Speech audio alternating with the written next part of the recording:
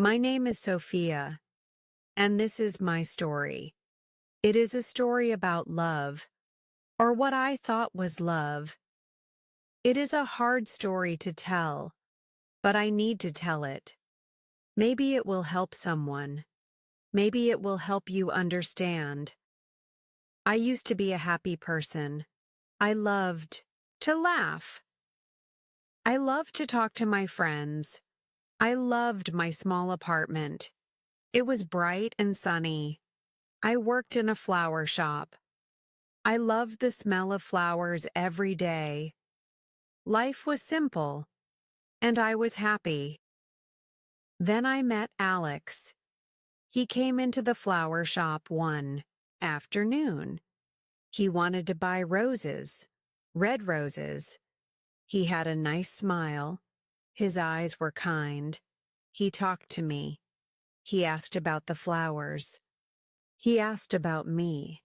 He was charming. He made me feel special.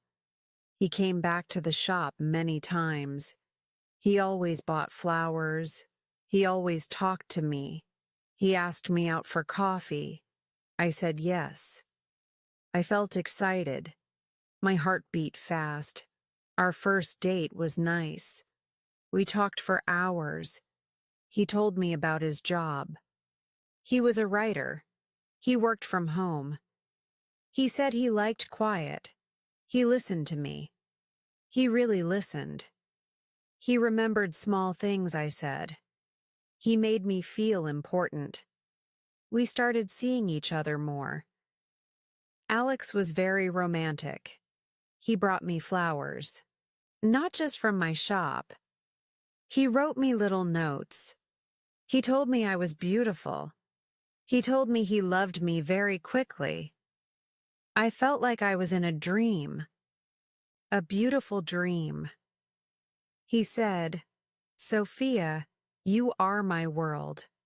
I want to take care of you. I want to protect you." His words sounded so sweet, so loving. I thought, he loves me so much. I felt safe with him. I felt cherished. After a few months, we decided to live together.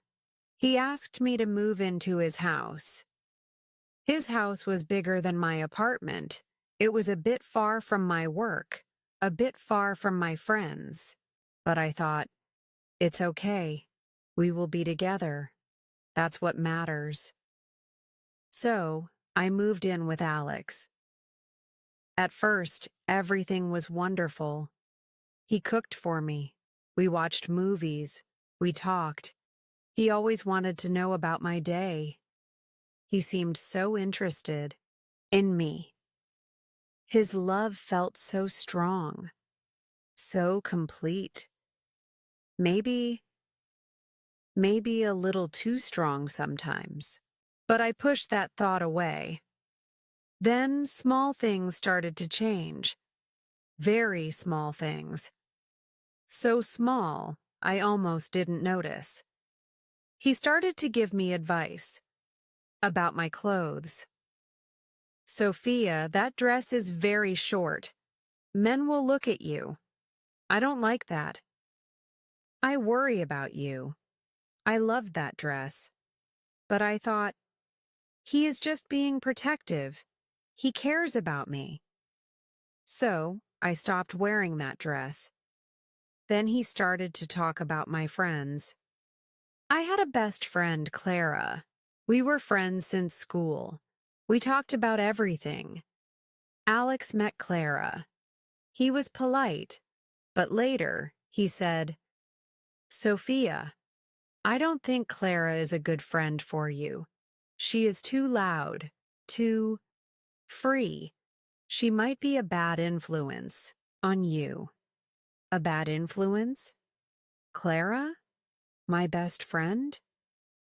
I was surprised. But Alex, Clara is wonderful. She is kind. He sighed. "You are so innocent, Sophia. You don't see things like I do. I just want to protect you from people who might hurt you."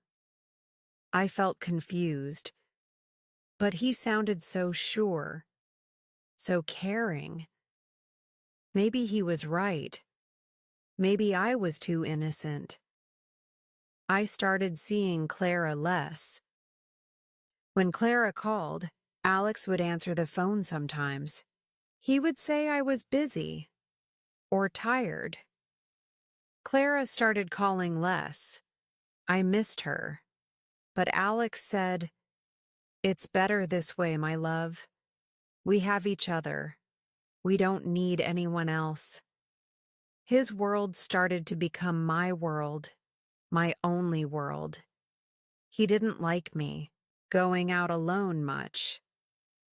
The city is dangerous, Sophia, especially for a beautiful woman like you. I feel better when you are home, safe with me. So I stayed home more. I stopped going for walks by myself. I stopped visiting the little cafes I liked, my job at the flower shop. He started to say things about that too. "You work so hard, Sophia, and for so little money. And all those men coming in, I don't like it. Why don't you quit? I can take care of us. You can stay home. You can help me with my writing." I loved my job. I loved the flowers. I loved talking to the customers. But Alex made it sound like a bad place, a dangerous place. And he wanted me home with him. He said he needed my help. So I quit my job. I told myself it was for us, for our future. Now, I was home all day, with Alex. The house was quiet. Alex wrote in his study. I tried to help him. I read his stories. I made him coffee. I cleaned the house. The days were long and quiet. Too quiet. I didn't see my friends. I didn't see my family much either. Alex always had a reason why they shouldn't visit, or why we shouldn't go to see them. "Your mother is too critical, Sophia. She upsets you." Or, "Your brother is too noisy. I need quiet to write." It was always about protecting me. Or about his needs. Then he started to get interested in my phone. "Who are you talking to, Sophia?" he would ask.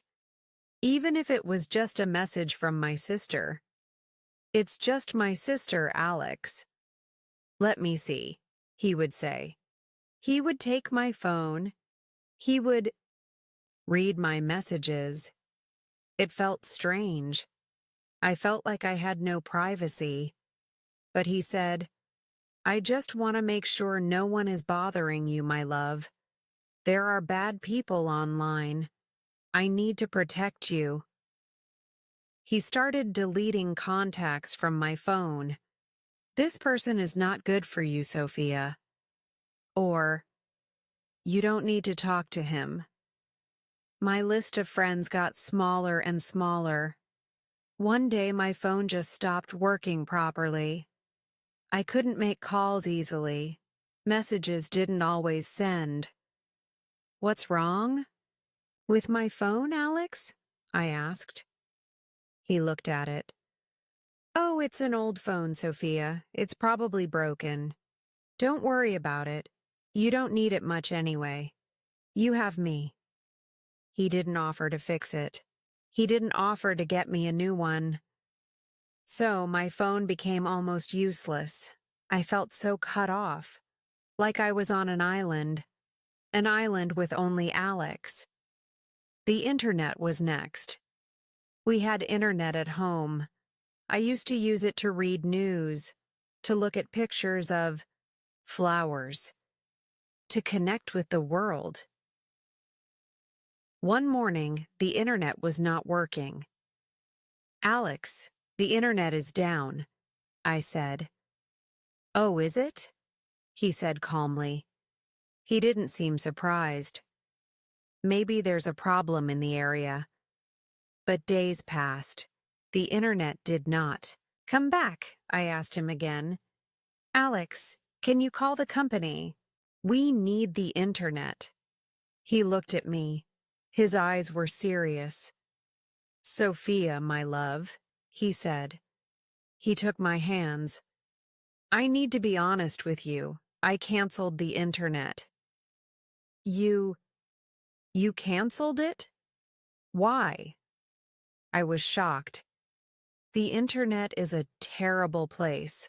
Sophia, it's full of lies, full of bad influences, full of things that could hurt you or confuse you. I can't let that happen. I need to protect you. You are safe here with me, away from all that. He cut the internet. To protect me. My last window to the world was closed. Now my life was very small. Just the house. And Alex. No friends. No family visiting. No phone that worked well. No internet. I felt so alone. So isolated. He said he was protecting me. He said it was because he loved me so much. And I wanted to believe him. I really did. I remembered the man who brought me roses, the man with the kind smile. Where was he? This Alex. He was different. His eyes were still kind when he looked at me, but his love felt heavy.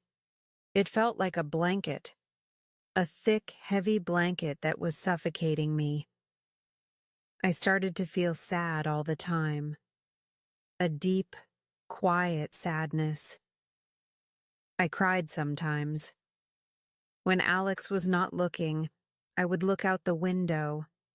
I saw people walking by, laughing, talking on their phones.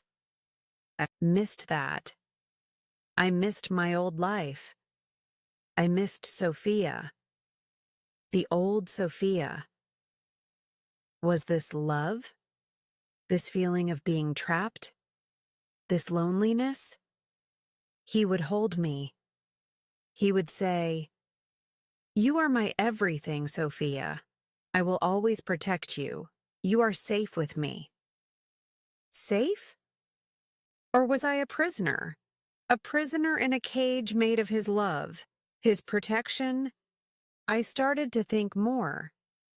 When Alex was busy writing, I would sit and think. I remembered my friend Clara. She was not a bad influence. She was my friend. She made me laugh. I remembered my job at the flower shop. It was not dangerous. It made me happy. I remembered my sunny apartment. I was free there. The more I thought, the more I realized. This was not protection. This was control. He was afraid of losing me. So he tried to keep me by cutting off everything else in my life. So he would be my only world. His love was not a warm blanket. It was a cage. A beautiful cage, maybe, with soft words and kind eyes. But it was still a cage. And I was the bird inside. My wings were clipped. The realization was painful. It was like waking up from a long sleep. A bad dream. The man I loved. The man I trusted. He was hurting me. Not with his hands, but with his words. With his protection. With his love. I felt angry. Angry at him. Angry at myself for not seeing it sooner, for letting it happen. But I also felt scared. Very scared. How could I leave? I had no job, no money of my own. He controlled everything. My phone barely worked. I had no internet to ask for help. Who could I turn to? I knew I had to do something. I couldn't live like this anymore. This was not life. This was just waiting, fading. I started to make a plan, a secret plan. It was very difficult. My heart pounded every time I thought about it. What if he found out? What would he do? He always said he wanted to protect me. What if his protection became something more forceful? I remembered Mrs. Rodriguez, an old lady who lived down the street. She was always kind to me when I first moved in, before Alex started keeping me home so much. She always smiled. Sometimes, when Alex was out for a short walk, I would see her in her garden. Maybe she could help me. It was a small hope, a tiny flickering light in my dark cage. I had to be careful, very careful. Alex watched me all the time, or it felt like he did. I started saving a little bit of the grocery money he gave me, just a few coins each time. I hid them under my mattress. It was not much, but it was something. It was mine. One afternoon, Alex said he was going into the city. He had a meeting with his publisher, he said. He would be gone for a few hours. This was my chance. My heart was beating so fast I thought it would jump out of my chest. Okay, my love, I said. I tried to sound normal. Be safe. He kissed me. I will. And you stay safe here. Don't open the door to anyone. I won't, I promised. As soon as he left, I ran to my hiding place. I took my few coins. I put on my shoes. My hands were shaking. I felt sick with fear. But I had to do this. For me. For Sophia. I opened the front door. The sunlight felt strange on my face. I hadn't been outside alone for so long. I walked quickly down the street, towards Mrs. Rodriguez's house, her small yellow house, just like mine used to be. I prayed she was home. I prayed she would help me. I reached her gate. I saw her in the garden, tending her roses, red roses, just like the ones Alex first bought. My heart ached, but I took a deep breath. Mrs. Rodriguez? I called out softly. She looked up. She smiled when she saw me. Sophia, dear, how lovely to see you. I haven't seen you out for so long. Tears welled up in my eyes. Mrs. Rodriguez, I whispered. I need help. Please. Her smile faded. She saw the fear in my eyes.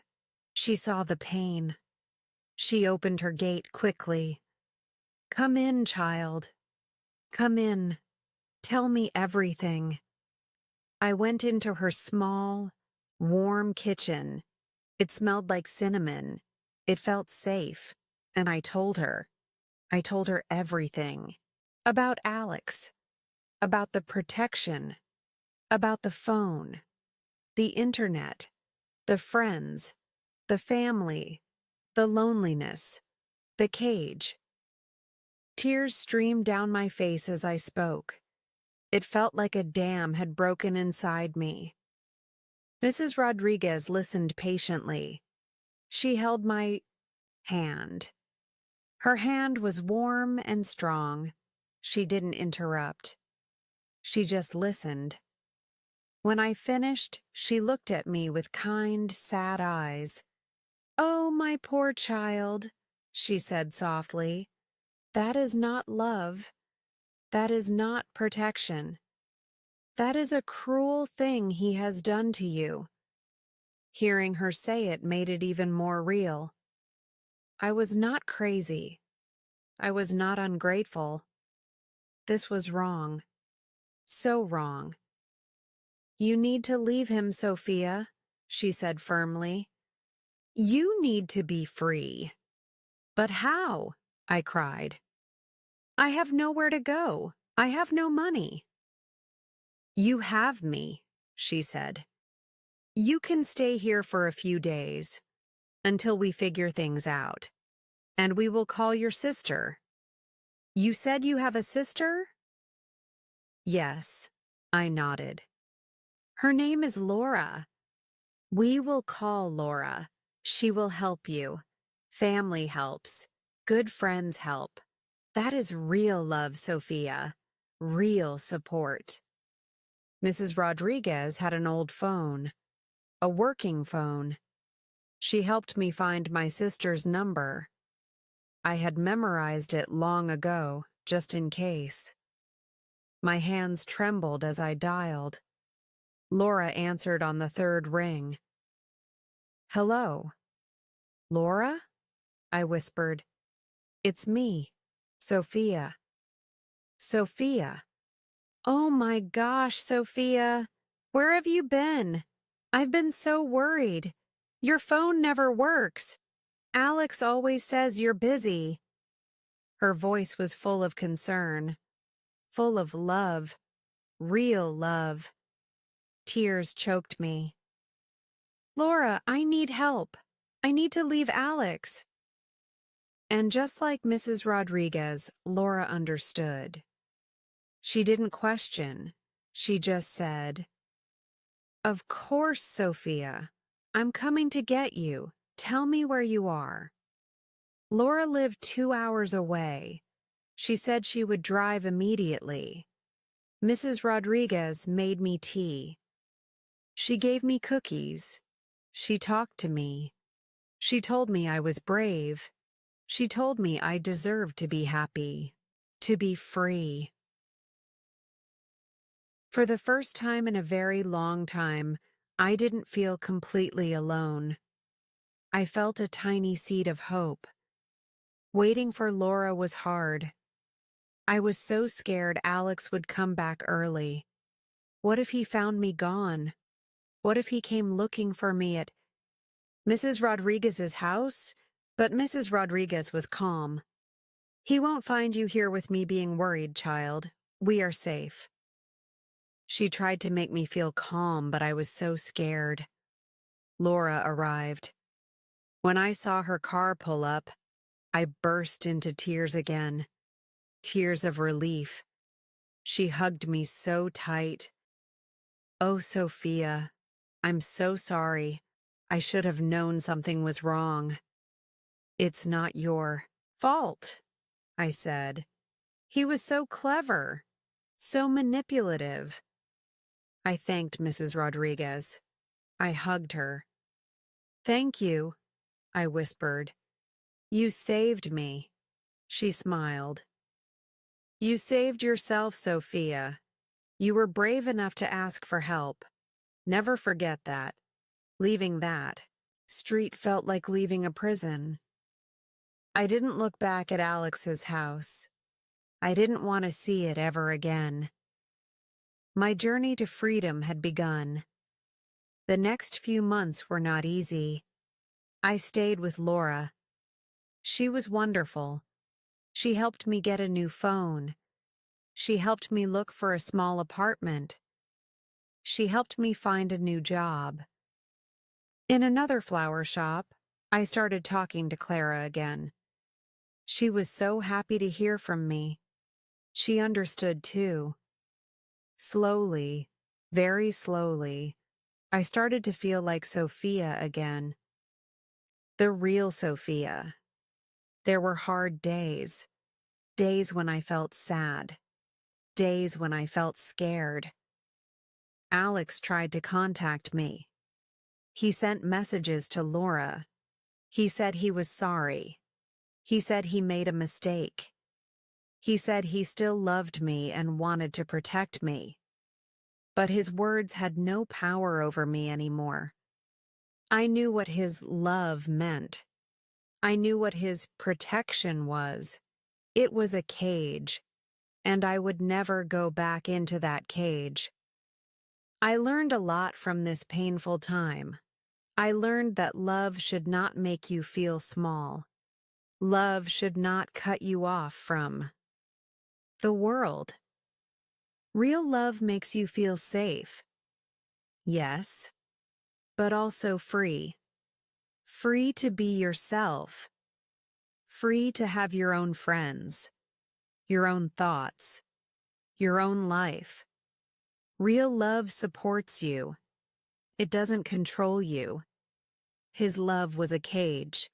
He said he was protecting me, but he was only protecting himself from his own fears, and he was hurting me deeply.